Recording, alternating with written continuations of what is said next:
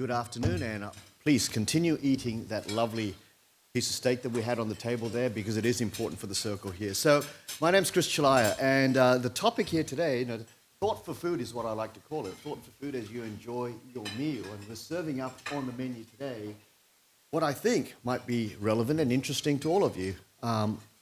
Three topics around cloud and sovereign cloud, around data, and of course, nothing's complete these days without bringing AI into the context here. So let's get to it over the next 8 to 10 minutes for me to cover off some of these topics and bring that into context. So I'll start with AI and AI adoption, and I think what you see here, is no surprise to anybody in this room here. This adoption curve is steep. It's a steep learning curve, and it shouldn't surprise us. That's a good thing, because for once, technology is actually learning from us. We can converse in language and image and sound, in video, and teach and train technology. So what you see here is the rate of adoption of AI.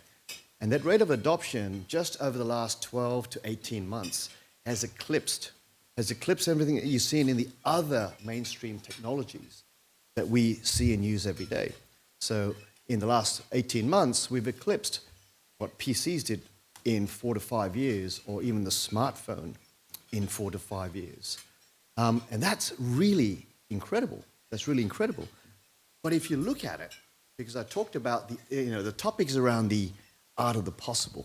But if you look at it, who's using this technology today? The adoption has skyrocketed, but where is it? Where is it, in the enterprise, in the mainstream? If I was to ask for a show of hands in the room here as to who's used AI as a consumer, we'll be close to 100%, if not 100%. Everybody, there you go, right? Everybody's done something around image generation or text summarization or even sound clip or video using AI as a consumer. But if I was to ask for a show of hands, where is this widespread use in the enterprises, in the governments, it won't be that many hands up because we haven't really crossed that chasm. And really, this is the art of the possible, and this is what we really want to get to. And Paul, I pick on some of the topics you mentioned around provenance being a part of it. So provenance, the other hand, on sovereignty, being part of the inhibitors in getting us to where we need to be to have AI pervasive in mainstream. So I alluded to this. Two big uses of AI today, two extremes actually.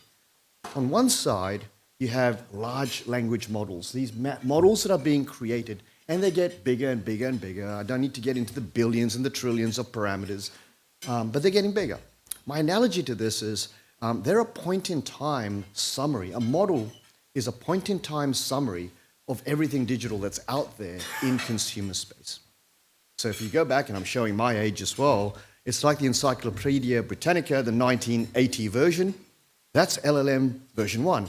And then there's the 1982 version. That's LLM number 2. It's bigger, it's got more current information, but it's a point in time.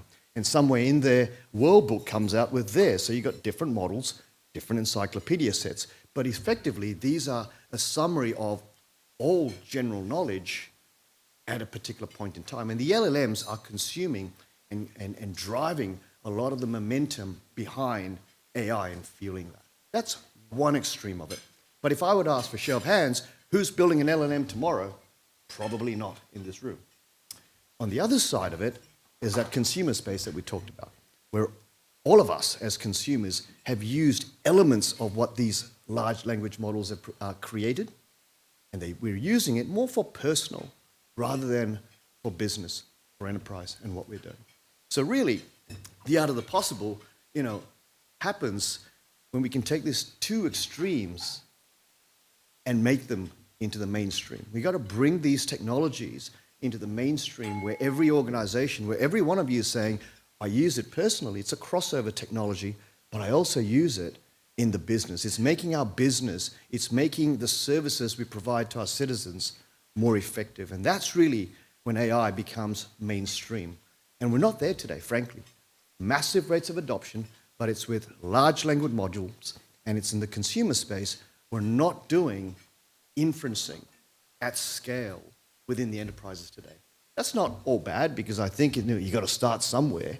And I think we've got the ingredients to get us to take this technology to mainstream.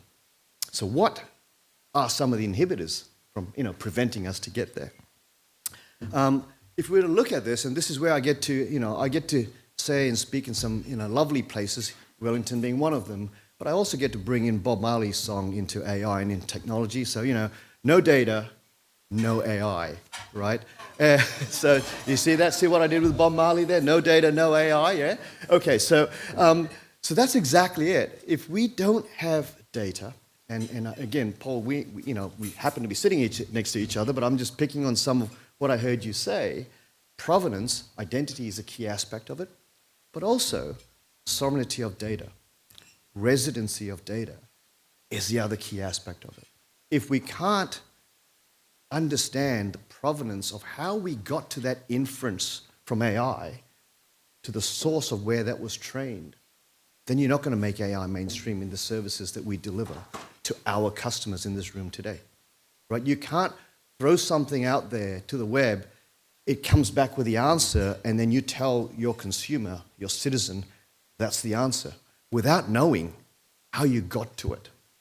It's not going to become mainstream with that. So really, no data, no AI. Bob Marley said it all by himself. So these foundation models in consumer AI that we have, foundation models have everything about the internet. Remember I said it's a point-in-time summary.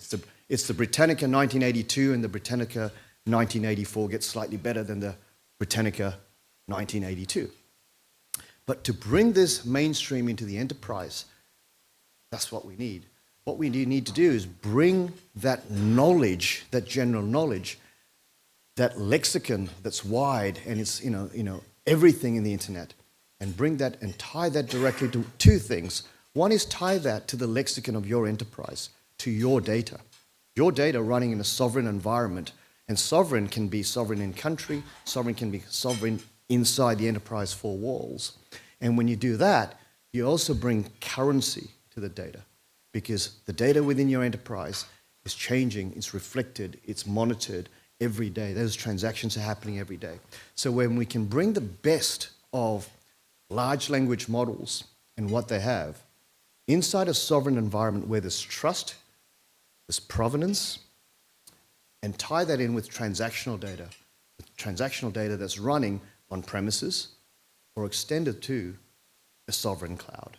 And when we can do that, when we can bring those two things together, is when we've taken those two extremes and brought them into a mainstream. And this afternoon, I'm not going to steal the thunder of my speakers coming up next. I think you're going to hear a little bit about that, how we've brought sovereign, secure, autonomous capabilities to bring the data piece into it, so that you have AI and the ability to take AI mainstream in the New Zealand market. So success of AI, as I said, is dependent on access to data. If we look at, again, the organizations and where we are today, from what I heard, New Zealand with the ID seems to be a lot closer than some of the other countries and the locations that we work with. But data is typically diverse, different types, it's isolated, and it's fragmented. And really, the ability to bring all of that together, cloud was supposed to bring different data types together, structured, unstructured, video, text, audio, bring all of that together.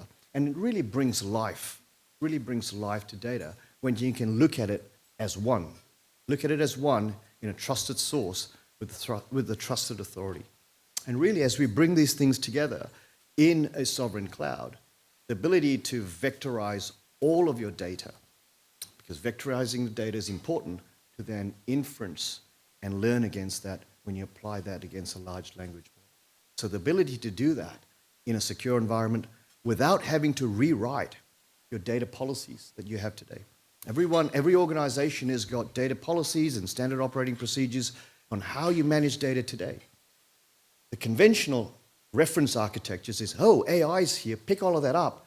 Years of governance and frameworks that you've got in place, and move that to use AI into an AI environment. And I think what we've done is flip this equation across. At Oracle, what we've got with our DNA with data within our DNA, we've sort of flipped the problem around. That's telling me I'm out of time. There you go.